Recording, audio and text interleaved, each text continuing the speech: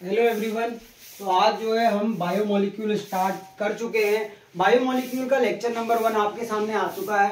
आज जो आ रहा है वो बायोमोलिक्यूल्स का लेक्चर नंबर 2 आ रहा है और ये किसके ऊपर आ रहा है तो उसके बारे में पढ़ लेते हैं। तो सबसे पहले आप देख लेना आपके बोर्ड में क्या हेडिंग डली हुई है। हेडिंग डली हुई है कार्बोहाइड्रेट।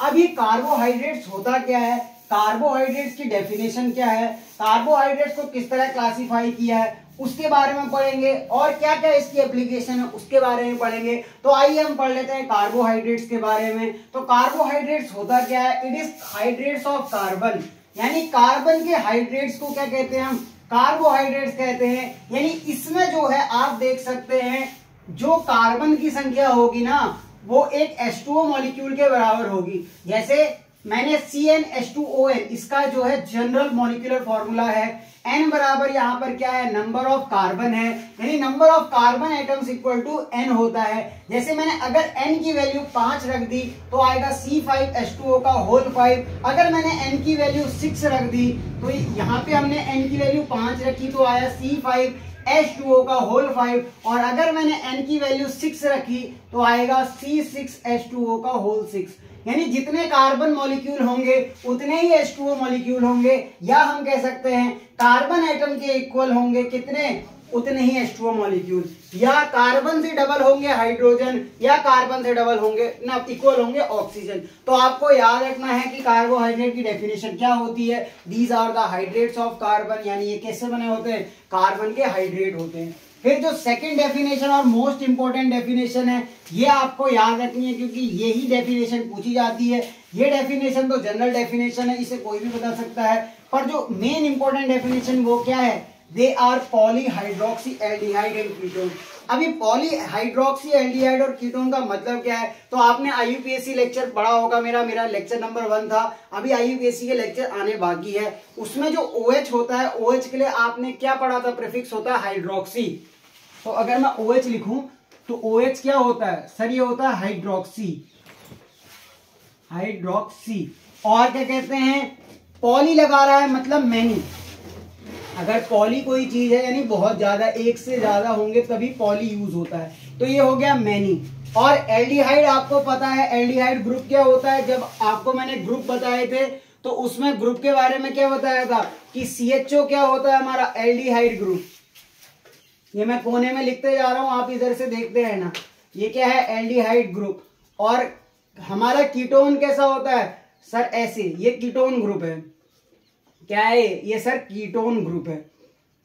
तो आपने ये डेफिनेशन देखनी है, they are polyhydroxy aldehyde and ketone. मतलब जो कार्बोहाइड्रेट्स होते हैं वो पॉलीहाइड्रोक्सी यानी एक से अधिक OH यानी मल्टीपल OH हो सकते हैं, 2 या 2 से अधिक, एल्डिहाइड भी होगा उसमें और कीटोन भी होगा। तो इस डेफिनेशन का एक्सप्लेनेशन मैं बाद में दूंगा, पर अभी आपको याद रखना है क्या, they are the polyhydroxy aldehydes and ketone. तो आपको दिमाग में सेट हो गया होगा कि कार्बोहाइड्रेट्स की डेफिनेशन क्या होती है, these are hydrates of carbon, ये फर्स्ट डेफिनेशन है। सेकेंड डेफिनेशन क्या थी कि these are the polyhydroxy aldehyde and ketone.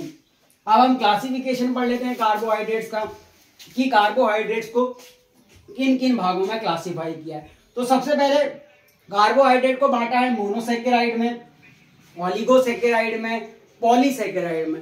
अब सर ये मोनोसैकेराइड, ऑलिगोसैकेराइड, पॉलीसैकेराइड होता क्या है, इसके बारे में भी कुछ बताओ। तो देखो मोनोसैकेराइड क्या होता है, दीज आर सिंपलेस्ट कार्बोहाइड्रेट। मगर आपसे पूछा जाए कि सबसे सिंपल यानी सबसे सरल कार्बोहाइड्रेट कौन सा है, तो वो मोनोसैकेराइड है। These are the simplest carbohydrate. इसको क्या कर सकते हैं, can not be further hydrolyse. Hydrolyse क्या होता है, वाटर की प्रेजेंस में तोड़ना।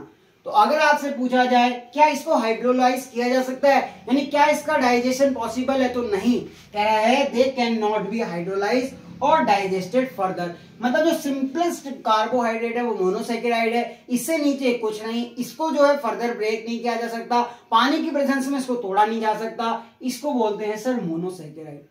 अब बात कर लेते हैं ओलिगोसैकेराइड। सर ओलिगोसैकेराइड क्या होता है, देखो ओलिगो मतलब 2 या 2 से ज्यादा, पर पॉली नहीं लगाएंगे यहाँ पे, क्यों, पॉली जब होता है वो 10 से ज्यादा हो जाएगा यहाँ। इस केस में ओलिगोसैकेराइड में क्या होता है, जब 2 या 9 या 2 या 10 मोनोसैकेराइड आपस में कंबाइन होते हैं अब ये कंबाइन कैसे होंगे, इनके बीच में बॉन्ड बनेगा, जैसे कार्बन कार्बन के बीच में बॉन्ड होता है, वैसे ही ओलिगोसैकेराइड में क्या होता है, दो या दो से अधिक मोनोसैकेराइड जब आपस में जुड़ते हैं यानी कंबाइन टुगेदर होते हैं, कितने, 2 या 9 और 2 या 10। देखो किसी बुक में आपको देखने को मिलेगा 2 से 9, किसी बुक में आपको मिलेगा 2 से 10। तो मैंने दोनों ही लिख दिया है। आपको क्वेश्चन किस तरह से सॉल्व करना है वो आपके ऑप्शन पे डिपेंड करता है। तो आपको क्या याद रखना है, 2 और 9 और 2 और 10 monosaccharides combined by glycosidic bond. तो इनके बीच में जो लिंकेज पाई जाती है वो ग्लाइकोसिडिक लिंकेज होती है, यानी अगर वो ग्लाइकोसिडिक बॉन्ड से जुड़े हैं तो वो बनाएंगे ओलिगोसैकेराइड। ठीक हो गया। अब बात कर, अब इनके एग्जाम्पल भी आएंगे, वो अभी आएंगे आपके सामने, पहले डेफिनेशन देख लेते हैं, फिर बात करते हैं पॉलीसैकेराइड। सर पॉलीसैकेराइड क्या होता है, जब अगर बुक में 2 to 9 ले रखा है तो 10 से ले लेंगे, अगर 2 to 10 ले रखा है तो 10 और मोर ले लेंगे, यानी 10 और मोर मोनोसैकेराइड जब कंबाइन होते हैं तो पॉलीसैकेराइड बनता है। तो आपको समझ में आया होगा मोनोसैकेराइड, ओलिगोसैकेराइड, पॉलीसैकेराइड की डेफिनेशन क्या है। मोनोसैकेराइड क्या होता है, सिंपलेस्ट कार्बोहाइड्रेट होता है, इसका हाइड्रोलाइजेशन पश्चात जो है पॉसिबल नहीं होता और इसको डाइजेस्ट भी नहीं किया जा सकता, सिंगल यूनिट का बना होता है। ओलिगोसैकेराइड 2 या 2 से 9, 2 या 2 से 10, monosaccharide combined by glycosidic bond, that is called oligosaccharide. Polysaccharide 10 और मोर से monosaccharide combined to form polysaccharide. अब बात कर लेते हैं मोनोसैकेराइड, इसीलिए मैंने हेडिंग डाली है मोनोसैकेराइड कंटिन्यूड। ऐसे ही ओलिगोसैकेराइड के बारे में पढ़ाऊंगा, पॉलीसैकेराइड के बारे में पढ़ाऊंगा, तो आपको टेंशन नहीं लेनी है। तो मोनोसैकेराइड्स कंटिन्यूड लिखा है, इसका क्या मतलब है, देखो ये होता है depending upon the number of carbon monosaccharide can be classified as, मतलब कि कार्बन की संख्या के बेस पर, depending upon the number of carbon atom monosaccharide can be classified as, कि कार्बन के बेस पे मोनोसैकेराइड को किस तरह क्लासिफाई किया है। अगर कार्बन की संख्या 3 है तो इसको बोलेंगे C3, कार्बन की संख्या 4 है इसको बोलेंगे C4, कार्बन की संख्या 5 है C5, कार्बन की संख्या 6 है C6। अब देखो अगर C3 आएगा तो उसके लिए बोलेंगे ट्रायोस सुगर, C4 आएगा टेट्रोस सुगर, C5 आएगा पेंटोस सुगर, C6 आएगा हेक्सोस सुगर। अब सर ये ट्राई और ओस का क्या मतलब है या टेट्रोस का क्या मतलब है, देखो ट्राई जो है यहाँ पे प्रीफिक्स है, प्रीफिक्स जो होता है वो हमेशा पहले लगता है, ब्रांच या सब्स्टिट्यूएंट का पार्ट होता है। ट्राई मतलब क्या हो गया, number of carbon atom equal to 3, तो आपको याद रखना है ट्राई मतलब नंबर ऑफ कार्बन एटम जो कि प्रीफिक्स है, और यहाँ पे ओस जो होता है ना वो शुगर के लिए लगता है। अगर आपसे पूछा जाए जो ओस है वो किसका सफिक्स है, सिंपल शुगर का सफिक्स है। तो आपको अगर पे ट्राई ओस दिखता है मतलब नंबर ऑफ कार्बन एटम 3 है और उसका जो सफिक्स है ओस वो शुगर है। टेट्रोस मतलब नंबर ऑफ कार्बन एटम 4 है, शुगर यूज करेंगे, पेंटोस शुगर हो जाएगा, हेक्सोस शुगर हो जाएगा। अब पेंटोस शुगर के एग्जाम्पल जो आपको याद रखने हैं वो एक एग्जाम्पल तो है राइबोस और दूसरा है राइब्यूलोस, और ऐसे ही हेक्सोस शुगर में एक एग्जाम्पल है ग्लूकोज, दूसरा एग्जाम्पल है फ्रक्टोज। अब बात कर लेते हैं सर राइबोस और राइब्यूलोस और ग्लूकोज और फ्रक्टोज की। तो देखो राइबोस यहाँ पे एल्डिहाइड ग्रुप वाला होता है और राइब्यूलोस यहाँ पे कीटोन ग्रुप वाला होता है, और जो ग्लूकोज है वो हमारा एल्डिहाइड ग्रुप का होता है और फ्रक्टोज कैसा होता है सर, कीटोन ग्रुप का होता है। तो एक एग्जाम्पल मैंने आपके सामने स्ट्रक्चर वाइज बनाया है, ये क्या है सर, राइबोस है। अब राइबोस में देखो केमिकली इसमें जो फर्स्ट प्रिंसिपल फंक्शनल ग्रुप है वो क्या है, ये PFG है, यानी प्रिंसिपल फंक्शनल ग्रुप। आपने क्या कहते हैं IUPAC नेमिंग में जब मैं पढ़ा रहा था तो PFG बताया था, सर PFG होता है प्रिंसिपल फंक्शनल ग्रुप, नंबरिंग यहीं से होती है। अब देखो OH की संख्या देखो, OH इसमें एक से ज्यादा है, यानी पॉली वर्ड यूज कर सकते हैं। तो ये क्या होते हैं सर, मोनोसैकेराइड या फिर हमारे क्या कहते हैं carbohydrates, polyhydroxy aldehyde and ketone. तो देखो एल्डिहाइड है और एक से अधिक क्या मिल रहे हैं, OH यानी हाइड्रोक्सी ग्रुप मिल रहे हैं, तो आप इसको क्या बोलेंगे सर, पॉलीहाइड्रोक्सी एल्डिहाइड बोलेंगे। अब देखो हेक्सोस शुगर का एग्जांपल ग्लूकोज और फ्रक्टोज। देखो ग्लूकोज की एक तो स्ट्रेट चेन स्ट्रक्चर होता है, दूसरा रिंग फॉर्म स्ट्रक्चर होता है, साथ में फ्रक्टोज का भी यही होता है, क्या एक तो स्ट्रेट चेन स्ट्रक्चर होता है और एक क्या होता है, रिंग स्ट्रक्चर होता है। स्ट्रेट चेन से हम केमिकल रिएक्शन शो कर सकते हैं, पर क्या कहते हैं, कुछ chemical reaction straight chain show करती है और कुछ केमिकल रिएक्शन हमारी रिंग फॉर्म सजेस्ट करती है। इसके लिए आपने केमिस्ट्री में हावर्थ फॉर्मूले भी पढ़े होंगे, तो ये चीजें आएंगी केमिस्ट्री में। पर अभी आपको जो है बेसिक चीज समझ लेना है कार्बोहाइड्रेट्स में हेक्सोस शुगर के बारे में। इसमें कार्बन की संख्या 6 होती है, ओस मतलब शुगर है, तो हेक्सोस शुगर के एग्जाम्पल है ग्लूकोज और फ्रक्टोज। देखो ग्लूकोज क्या होता है, इसका स्ट्रेट चेन स्ट्रक्चर, फ्रक्टोज का स्ट्रेट चेन स्ट्रक्चर। तो ग्लूकोज के स्ट्रक्चर में आपको ये स्ट्रक्चर याद होना चाहिए। सबसे ऊपर CHO, कार्बन की संख्या काउंट करो तो कार्बन 1, नंबरिंग यहां से होगी 2 3 4 5 6, मतलब कार्बन की संख्या 6 है। तो अगर आपको ग्लूकोज का स्ट्रक्चर फॉर्मूला याद हो तो ये होता है C6H12O6, ऐसा ही होता है। देखो गिन लेते हैं, कोई जल्दबाजी नहीं है। कार्बन की संख्या 6 गिन ली, H कितने हैं देखो 1 2 3 4 5 6 7 8 9 10 11 और ये 12 हो गई सर। ओ गिन लो, देखो 1 2 3 4 5 6, ओ कितने हो गए 6। तो इसका जो फॉर्मूला बन के आएगा वो आएगा C6H12O6। अब यहाँ पे देखो PFG क्या है सर, PFG है हमारा aldehyde group, principal functional group यानी PFG यहाँ पे है एल्डिहाइड ग्रुप। जो सेकेंडरी फंक्शनल ग्रुप है वो हमारा OH ग्रुप है, यानी OH यहाँ पे एक से ज्यादा है, मतलब पॉलीहाइड्रोक्सी।